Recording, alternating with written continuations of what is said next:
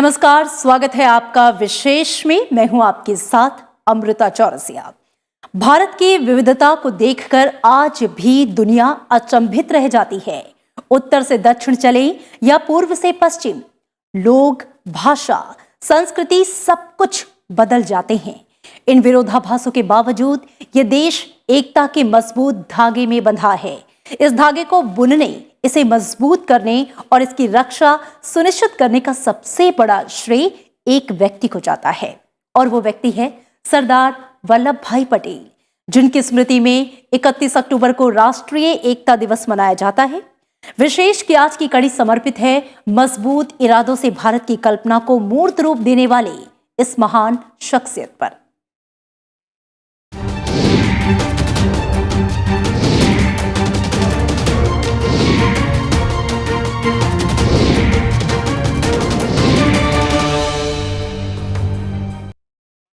जिस देश ने अपनी एकता से अंग्रेजी हुकूमत को झुका दिया, उस देश के आजाद होते ही सबसे बड़ी चुनौती थी इस एकता को बनाए रखने की। पाकिस्तान अलग देश बन चुका था और बंटवारे की टीस दिलों में थी, लेकिन बंटवारे के बाद भी भारत के सामने चुनौती थी भारत की रियासतों का देश में विलय कर एक अखंड देश की स्थापना करना। देसी राजाओं को मनाने और भारत को साथ लाने में सरदार वल्लभ भाई पटेल ने सबसे अहम भूमिका निभाई।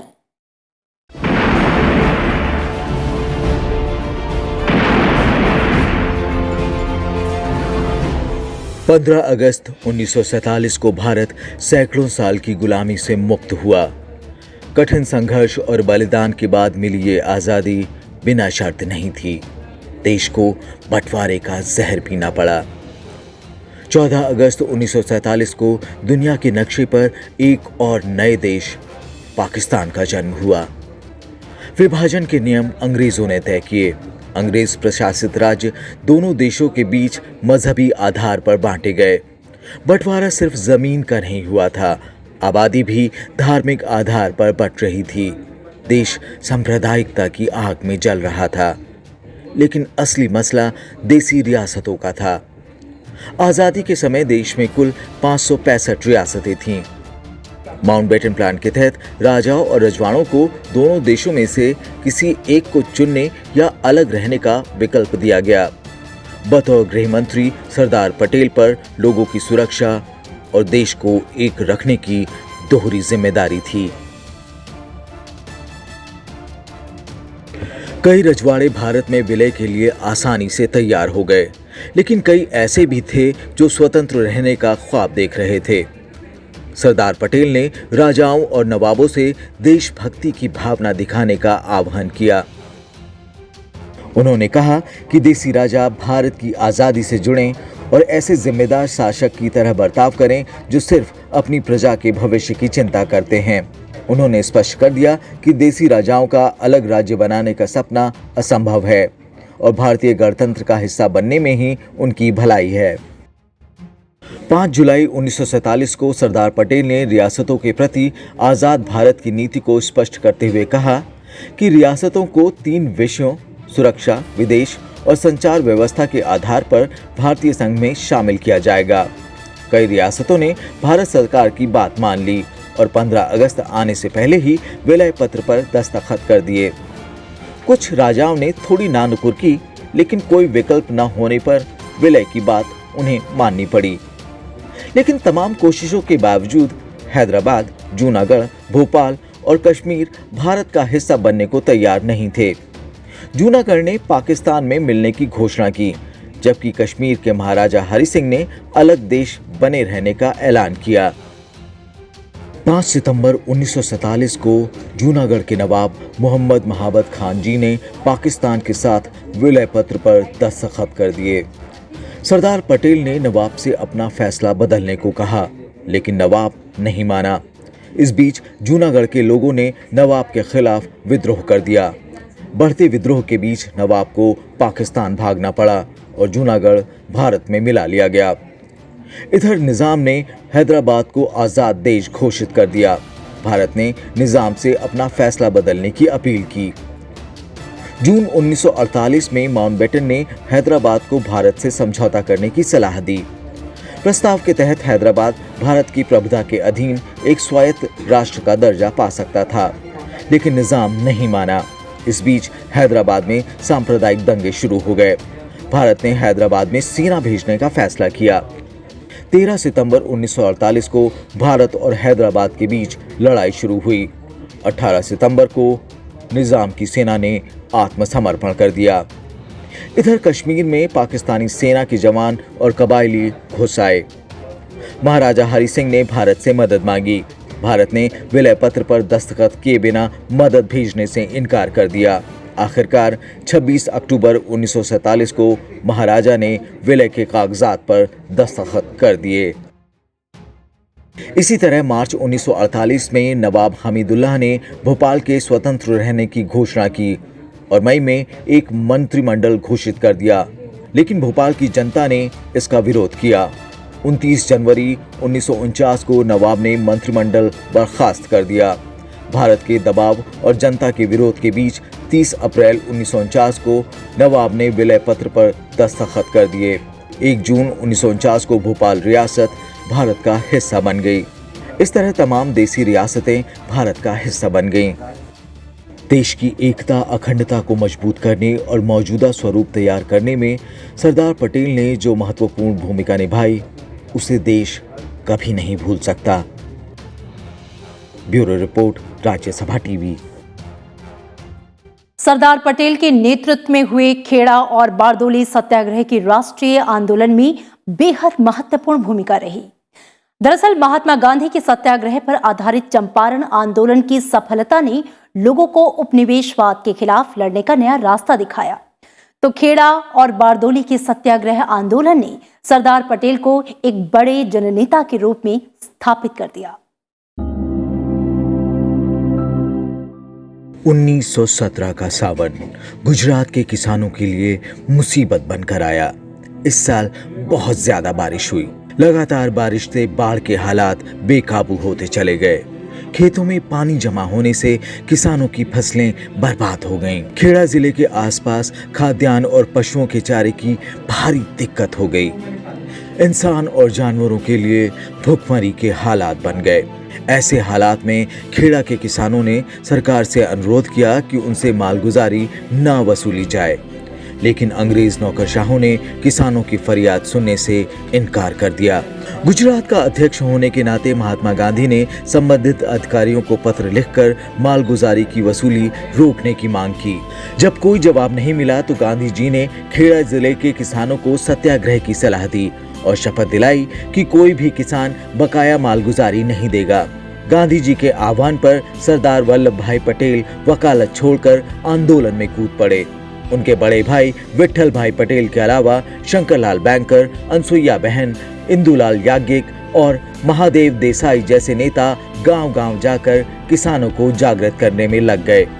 उन्होंने किसानों में सरकारी अफसरों से न डरने का साहस जगाया।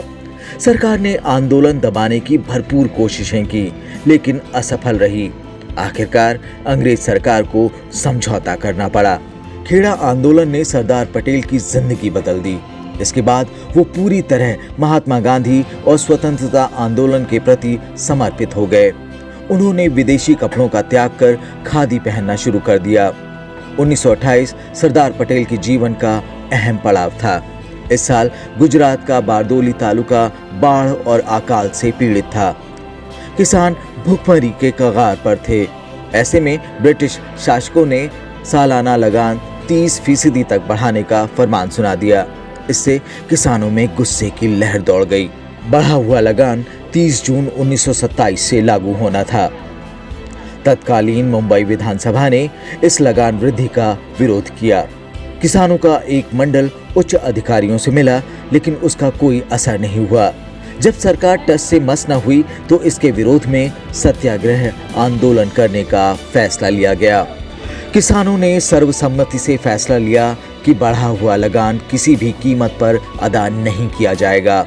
महात्मा गांधी की सलाह पर आंदोलन की कमान सरदार वल्लभ भाई पटेल को सौंपी गई, जिसे उन्होंने सहर्ष स्वीकार कर लिया। सरकार ने लगान ना देने पर किसानों के पशुधन और घरों की कुर्की करानी शुरू कर दी। इस बीच गांधी जी की अपील पर 12 जून को पूरे देश में बारदोली दिवस मनाया गया। इसके बाद आंदोलन चारों तरफ फैल गया। आखिरकार सरकार को झुकना पड़ा। वायसराय की सलाह पर मुंबई सरकार ने लगान के आदेश को रद्द कर दिया। आंदोलन की सफलता पर एक विशाल जनसभा का आयोजन किया गया। इस सभा में महात्मा गांधी ने वल्लभ भाई पटेल को सरदार का खिताब दिया। इसके बाद वल्लभ भाई पटेल सरदार पटेल बन गए। Bureau report, Rajya Sabha TV. Bharat की आजादी में बेहद ही महत्वपूर्ण भूमिका निभाने वाले सरदार वल्लभ भाई पटेल का व्यक्तित्व देश के लिए हमेशा प्रेरणा का स्रोत रहेगा। भारतीय राष्ट्रीय आंदोलन को वैचारिक और क्रियात्मक रूप में एक नई दिशा देने वाले सरदार पटेल ने राजनीतिक इतिहास में एक अत्यंत गौरवपूर्ण स्थान हासिल किया। अटल इरादों और लौह इच्छा शक्ति की वजह से ही उन्हें लौह पुरुष कहा जाता है। सरदार पटेल ने युवावस्था में ही राष्ट्र और समाज के लिए अपना जीवन समर्पित कर दिया और अंत तक देश को नई दिशा देने के लिए संघर्षरत रहे। भारत के स्वतंत्रता संग्राम में एक मजबूत और अटल सेनानी की भूमिका निभाने वाले सरदार वल्लभ भाई पटेल आजाद भारत के पहले गृह मंत्री थे। आजादी की लड़ाई में उनके महत्वपूर्ण योगदान की वजह से ही उन्हें भारत के लौह पुरुष का खिताब मिला। सरदार पटेल का जन्म 31 अक्टूबर 1875 को गुजरात के खेड़ा जिले के नाडियाड में उनके ननिहाल में हुआ। पिता झावरे भाई पटेल पेशे से किसान थे। 5 भाइयों और एक बहन के बीच पटेल चौथी संतान थे। बचपन से ही पढ़ाई में तेज सरदार पटेल को शिक्षा के दौरान अनेक कठिनाइयों का सामना करना पड़ा। प्राथमिक शिक्षा अपने गांव करमसद से पूरी करने के बाद वे आगे की पढ़ाई के लिए पेटलाद के स्कूल में भर्ती हो गए। 1897 में 22 साल की उम्र में उन्होंने मैट्रिक की परीक्षा नाडियाड के माध्यमिक स्कूल से पास की। इसके बाद उन्होंने वकालत की पढ़ाई की और गोधरा में वकालत शुरू कर दी। 1902 में वो बोरसद में वकालत करने लगे। वहां वे फौजदारी मुकदमे में काफी कामयाब हुए, जिसके कारण उन्हें अच्छी खासी शोहरत मिली। 1893 में 18 साल की उम्र में वल्लभ भाई का विवाह झावेरबा से हुआ। बैरिस्टर की पढ़ाई के लिए वल्लभ भाई पटेल जुलाई 1910 में इंग्लैंड चले गए। वहां मिडिल टेम्पल में लॉ की पढ़ाई में दाखिला ले लिया। वहां कॉलेज में उन्होंने टॉप किया। 1913 में पटेल भारत वापस लौट आए और जल्द ही देश के मशहूर क्रिमिनल वकील बन गए। वल्लभ भाई ने सबसे पहले अपने स्थानीय क्षेत्रों में शराब, छुआछूत और नारियों के अत्याचार के खिलाफ लड़ाई लड़ी। स्वतंत्रता आंदोलन में वल्लभ भाई पटेल का सबसे पहला और बड़ा योगदान खेड़ा आंदोलन में हुआ। ये सरदार पटेल की पहली बड़ी सफलता थी। 1922 में बोरसद में सत्याग्रह में उन्होंने हदिया कर को खत्म कराया। 1928 में बारदोली सत्याग्रह हुआ और इसके बाद पटेल का नाम पूरे देश में फैल गया। इस आंदोलन की सफलता के कारण वल्लभ भाई पटेल को सरदार की उपाधि से नवाजा गया, जो आगे चलकर उनकी पहचान बन गया। महात्मा गांधी की अहिंसा की नीति ने उन्हें बहुत ज्यादा प्रभावित किया।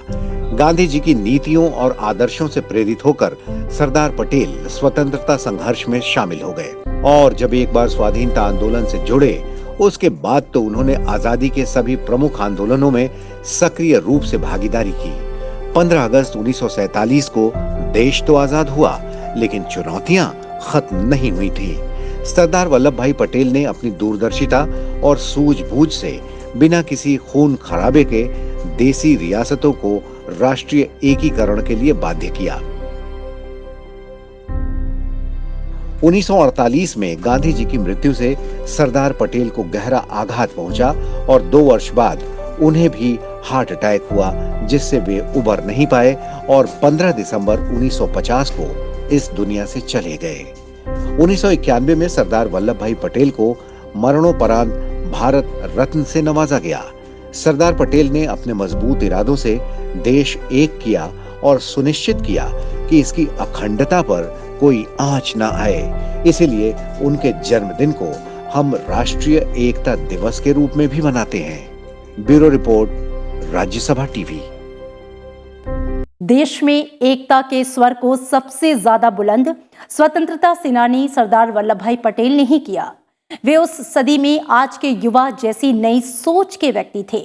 वे हमेशा देश को एकता का संदेश देते रहे। यही वजह है कि 2014 से हर साल सरदार वल्लभ भाई पटेल के जन्मदिन को 31 अक्टूबर को पूरा देश राष्ट्रीय एकता दिवस के रूप में मनाता है। सरदार वल्लभ भाई पटेल के सम्मान में दुनिया की सबसे ऊंची प्रतिमा स्टैच्यू ऑफ यूनिटी गुजरात के नर्मदा जिले के केवड़िया में बनाई गई है।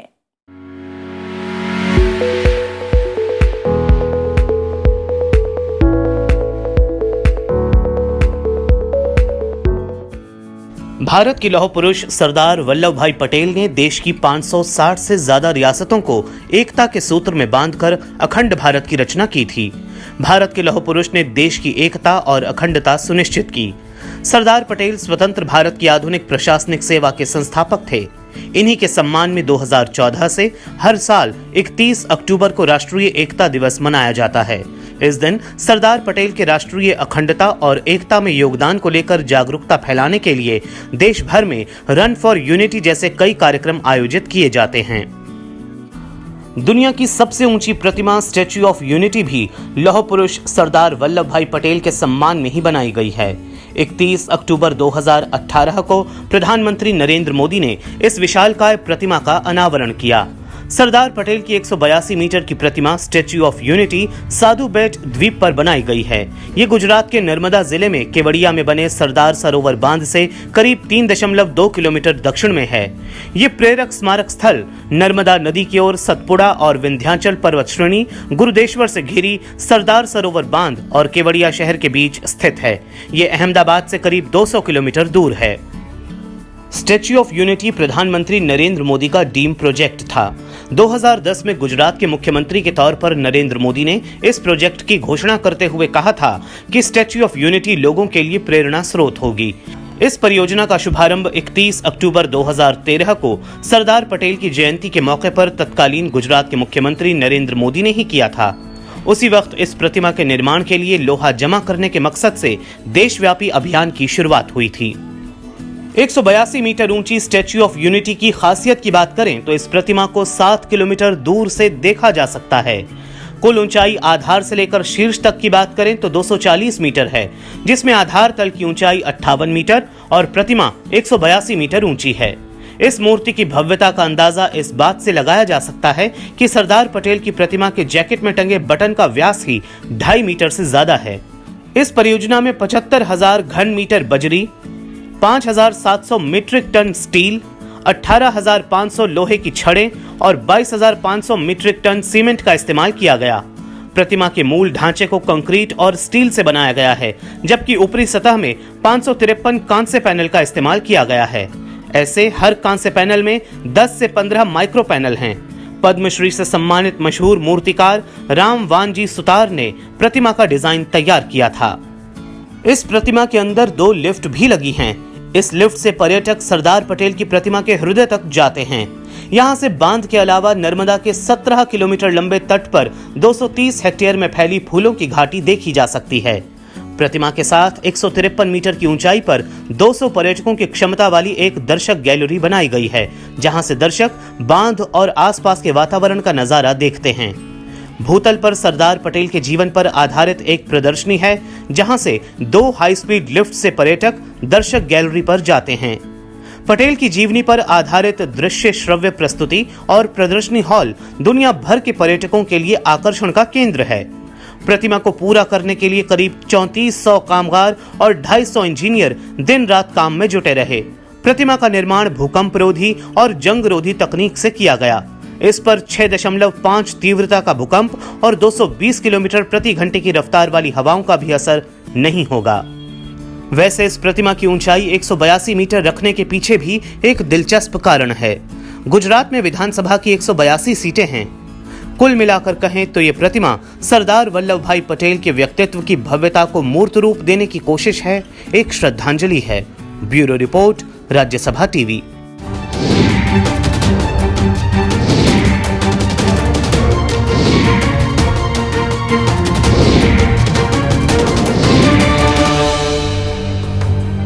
और इसी के साथ आज के विशेष में इतना ही। दीजिए इजाजत, नमस्कार।